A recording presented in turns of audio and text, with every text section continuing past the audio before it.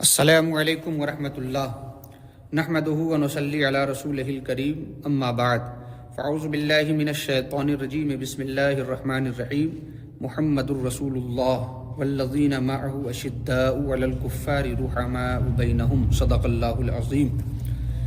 دشمن احمد پہ شدت کیجئے، ملحدوں کی کیا مروت کیجئے، ذکر ان کا چھیڑیے ہر بات میں، چھیڑنا شیطان کا عادت کیجئے، مثل فارس زلزلے ہوں نجد میں، ذکر آیات ولادت کیجئے، غیظ میں جل جائیں بے دینوں کے دل، یا رسول اللہ کی کثرت کیجئے چرچا انہی کا صبح و شام، جان کافر پر قیامت کیجئے، اذن کب کا مل چکا اب تو حضور، ہم غریبوں کی شفاعت کیجئے، شرک ٹھہرے جس میں تعظیم حبیب، اس برے مذہب پہ لعنت کیجئے، ظالموں محبوب کا حق تھا یہی، عشق کے بدلے عداوت کیجئے، غوث اعظم آپ سے فریاد ہے، زندہ پھر یہ پاک ملت کیجئے، میرے آقا حضرت اچھے میاں ہو رضا اچھا وہ صورت کیجئے۔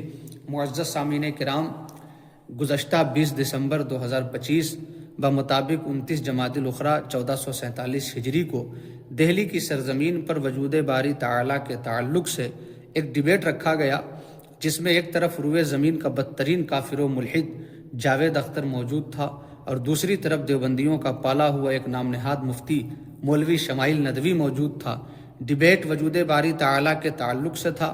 پوری دنیا نے دیکھا کہ درمیان ڈیبیٹ بار بار مولوی شمائل ندوی نے ملحد جاوید اختر کو حضرت کہہ کر مخاطب کیا، جو اللہ تبارک و تعالیٰ کے وجود کا منکر ہو اور اس روئے زمین کا بدترین کافر ہو، اس کو بار بار حضرت کہنا یہ کہاں کا انصاف ہے؟ مطلب صاف ہے کہ مرتد شمائل ندوی جاوید اختر جیسے نابکار کو حضرت کہہ کر یہی بتانا چاہ رہا تھا کہ اس میں اور مجھ میں زیادہ فرق نہیں ہے، اس لیے کہ ان دونوں میں سے ایک کا عقیدہ یہ ہے کہ اللہ ہے ہی نہیں، اگر اللہ ہوتا تو غزہ میں اتنے مسلمان مارے گئے وہ بچا لیتا، اتنے چھوٹے چھوٹے بچے شہید ہو گئے، اگر اللہ ہوتا تو ان بچوں کی حفاظت فرما لیتا۔ اس طرح کا جملہ اللہ تعالیٰ کی شان اقدس میں عیب ہے، اور اللہ کے لیے عیب کا ماننا کفر ہے، جیسا کہ عامہ کتب میں منقول ہے۔ اور دوسرے کا عقیدہ یہ ہے، جیسا کہ اس کا ایک مولوی گنگوہ کا رہنے والا مولوی رشید احمد گنگوہی، جو اکابرین دیوبند میں ایک بہت بڑا نام ہے، اس نے یہاں تک لکھ ڈالا کہ اللہ جھوٹ بول سکتا ہے، یہ جملہ بھی اللہ کی شان اقدس میں عیب ہے، اور اللہ کے لیے عیب کا ماننا صریح کفر ہے۔ مطلب ظاہر ہے کہ ایک حمام میں دونوں ننگے ہیں۔ اب اس ڈیبیٹ کو لے کر خاص کر ملک ہندوستان میں ان دیوبندیوں نے کوہرام مچا رکھا ہے کہ ہر سوال کا جواب علماء دیوبند کے پاس موجود ہے۔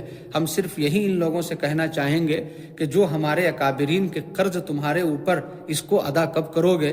مثال کے طور پر ابھی میں نے کہا کہ ان کا عقیدہ ہے کہ اللہ جھوٹ بول سکتا ہے، اس پر مجدد میت حاضرہ اعلیٰ حضرت امام احمد رضا خان فاضل بریلوی رضی اللہ تعالی عنہ نے سبحان السبوح لکھ دیا، تو کوئی ان کی جماعت میں آج تک پیدا نہ ہو سکا جو اس کا جواب لکھ سکے۔ پھر بعدہ جلالت العلم استاذ العلماء حضور حافظ ملت عبدالعزیز محدث مراد آبادی رضی اللہ تعالی عنہ نے ایک چھوٹی سی کتاب لکھی جس کا نام المصباح الجدید رکھا، جس میں دیوبندیوں کے عقیدے لکھے۔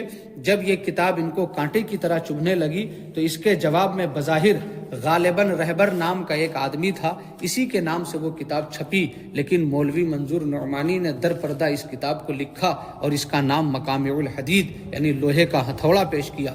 اب اس کے جواب میں پھر حضور حافظ ملت علیہ رحمت و رضوان نے اپنے شاگرد رشید حضرت مولانا مفتی محبوب صاحب کے نام سے العذاب الشدید کو چھپوایا، جو آج تک اس جماعت میں کوئی پیدا نہ ہو سکا جو العذاب الشدید کا جواب دیتا۔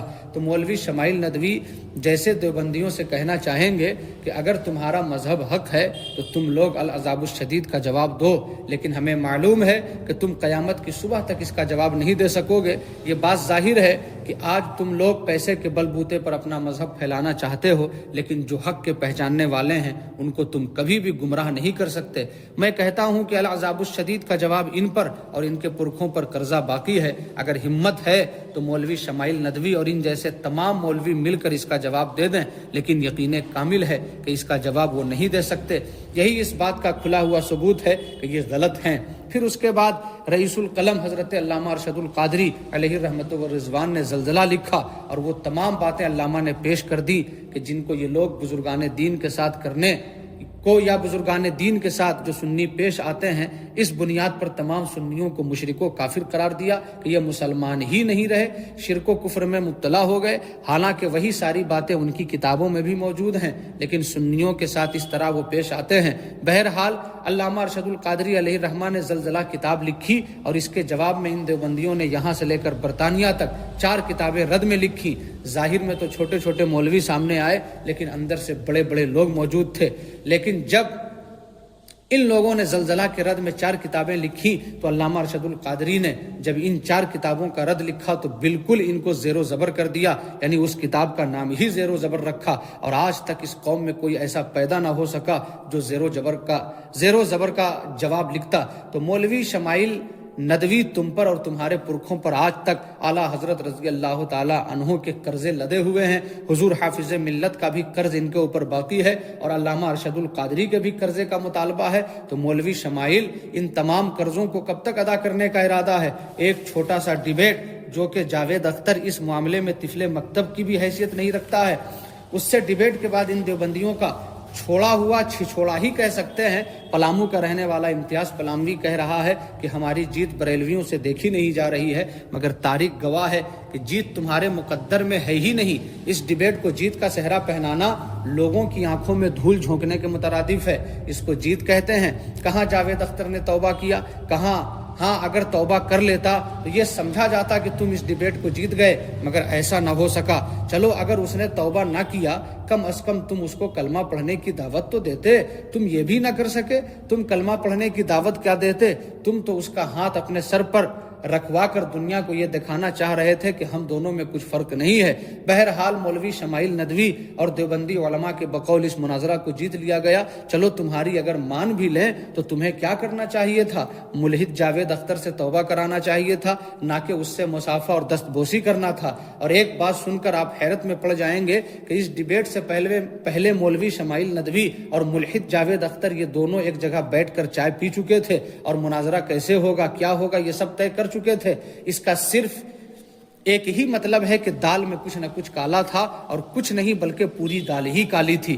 ساتھ میں کھانا کھانے کا مطلب یہی بتا رہا ہے کہ کسی باطل کو زیر کرنا مقصد نہیں تھا، کسی ملحد کو کلمہ پڑھانا مقصد نہیں تھا، حقانیت واضح کرنی نہیں تھی، بلکہ ان کا مقصد صرف یہی تھا کہ واہ واہی لوٹ لیں، اور انہوں نے واہ واہی کو خوب اچھے طریقے سے لوٹا۔ اس موقع سے ہمیں ایک بہت پیاری بات یاد آ رہی ہے۔ امیر المؤمنین خلیفۃ المسلمین حضرت سرکار سیدنا عمر فاروق رضی اللہ تبارک و تعالی عنہ کی بارگاہ میں ایک شخص آیا اور اس نے بھوک کی شکایت کی۔ حضرت سیدنا فاروق اعظم نے اپنے خادم سے فرمایا کہ دسترخوان بچھاؤ اور اس کے لیے کھانا لگا دو۔ کھانا لگ گیا اور وہ کھانے کو بیٹھا تو اس کی زبان سے کچھ بد مذہبی کا جملہ نکلا، تو سرکار سیدنا فاروق اعظم رضی اللہ تعالی عنہ نے اپنے خادم سے فرمایا کہ کھانا اس کے سامنے سے اٹھا دو اور اس کو دھکے دے کر دروازے سے باہر بھگا دو۔ اشداء علی الکفار کے سچے مصداق یہ لوگ ہیں۔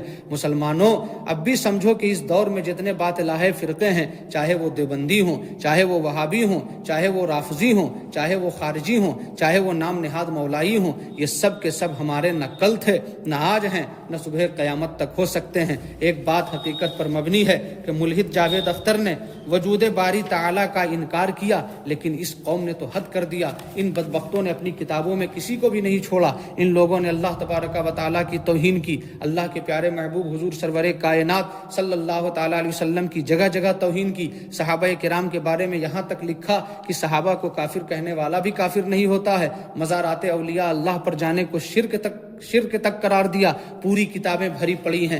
یہ بھی حقیقت پر مبنی ہے۔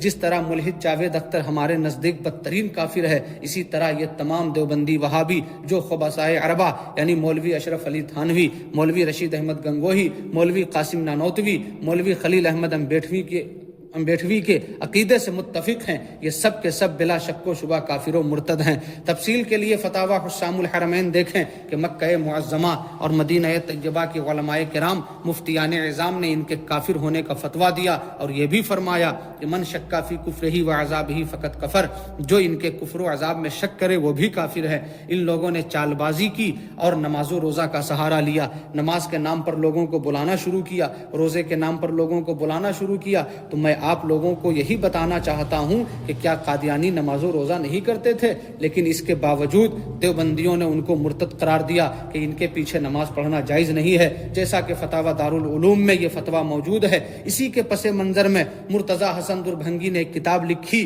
اشد العذاب علی مسیلمۃ الپنجاب، یعنی پنجاب کے مسلمہ پر سخت عذاب۔ تو پنجاب کا مسلمہ کون ہے؟ وہی مرزا غلام احمد قادیانی۔ اس کتاب پر دیوبند کے تمام مولوی لوگ اس زمانے میں زندہ تھے، سب کے دستخط موجود ہیں، سہارنپور کے تمام مولویوں کے دستخط ہیں۔ ان تمام لوگوں نے اس بات پر دستخط کیا ہے کہ غلام احمد قادیانی کافر و مرتد ہے، لیکن لوگ ہم کو یہ کہتے ہیں کہ سنی بریلوی جو ہیں لوگوں کو کافر بناتے ہیں، لیکن یہ خیال غلط ہے۔ ہم کسی کو کافر بناتے نہیں ہیں، بلکہ جو کافر ہوتا ہے اس کا کافر ہونا صرف بتاتے ہیں۔ ابھی سوشل میڈیا پر یہ پروپیگنڈا کیا جا رہا ہے کہ اچھا ہوا کہ جاوید اختر کے مقابلے میں کوئی بریلوی عالم موجود نہیں تھا، ورنہ مسلمانوں کی رسوائی ہو جاتی۔ ایسا لگتا ہے کہ یہ لوگ تاریخ پڑھتے نہیں ہیں، بالکل تاریخ سے نابلد ہیں۔ ابھی ماضی قریب میں مسلک اعلیٰ حضرت کے جید عالم دین اور میدان مناظرہ کے آزمودہ سپاہی حضرت مولانا شیخ اسرار رشید نے جاوید اختر جیسے کسی جاہل سے نہیں، بلکہ انگلینڈ کے جج اور انگلینڈ کی ایک یونیورسٹی کے پروفیسر اور کرسچن کے ساتھ مناظرہ اور مباہلہ کیا تھا، اور پروفیسر کی طرف سے دی جانے والی زہر کی بوتل بھی پی، مگر اللہ کے فضل سے زندہ رہے۔ ایسا نہیں ہے کہ آج اعلیٰ حضرت رضی اللہ تعالیٰ عنہ کے مسلک پر چلنے والے علماء نہیں ہیں۔ الحمدللہ ایسے عالم حق آج بھی موجود ہیں، سینکڑوں کی تعداد میں، جو کسی بھی موضوع پر مناظرہ کرنے کی صلاحیت رکھتے ہیں۔ میدان مناظرہ کے عظیم شہ سوار سلطان المناظرین حضور محدث کبیر علامہ ضیاء المصطفیٰ دامت برکاتہم العالیہ کی ذات بابرکات آج بھی موجود ہے۔ بس اخیر میں یہی کہنا چاہتا ہوں کہ مولوی شمائل ندوی، ایک ڈیبیٹ جاوید اختر سے تو نے کر لیا، اب ایک بار پوری طاقت کو اکٹھا کر کے کسی رضا کے شیر کے سامنے بیٹھنے کی ہمت کر، چل امکان کذب ہی پر مناظرہ کر لے۔ لیکن ہمیں معلوم ہے کہ زہر کا پیالہ پینا تو گوارا کر سکتے ہیں، لیکن کسی بریلوی عالم کے سامنے بیٹھ کر مناظرہ نہیں کر سکتے ہیں۔ کیوں کہ یہ رضا کے نیزے کی مار ہے کہ عدو کے سینے میں غار ہے، کسے چارہ جوئی کا وار ہے کہ یہ وار وار سے پار ہے۔ السلام علیکم ورحمۃ اللہ۔